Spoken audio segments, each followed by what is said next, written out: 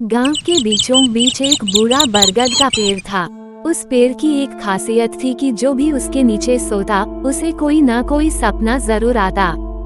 गांव वाले इस पेड़ को सपनों का पेड़ कहते थे।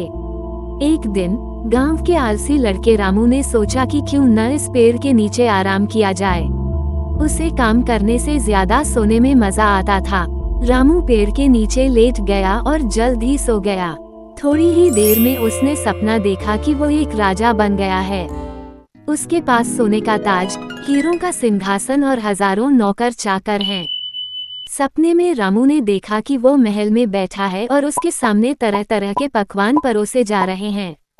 जैसे ही उसने पहला निवाला खाने के लिए उठाया, अचानक उसके पास एक बूढ़ा भिखारी आ गया।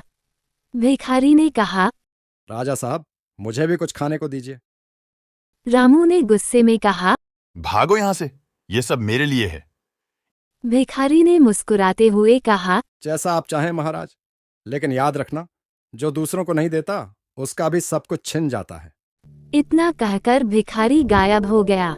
रामू ने ध्यान नहीं दिया और खाने का आनंद लेने लगा।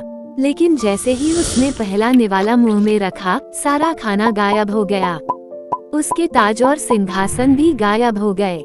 रामू चौंककर उठा और देखा कि वह फिर से पेड़ के नीचे है। गांव के लोग रामू को घेरे खड़े थे और हंसते हुए बोले, क्या सपना देखा? रामू ने सिर खुजलाते हुए कहा, एक राजा बनकर बहुत बड़ा सबक सीखा। अब समझ में आया कि मेहनत और दूसरों की मदद करने से ही असली खुशी मिलती है। उस दिन के बाद रामू बदल गया। वह मेहनत करने लगा और गांव वालों की मदद करने में खुशी महसूस करने लगा। सपनों का पेड़ उस दिन सच में एक प्रेरणा का पेड़ बन गया। शिक्षा, जीवन में मेहनत और दूसरों की मदद करना ही असली सुख का आधार है।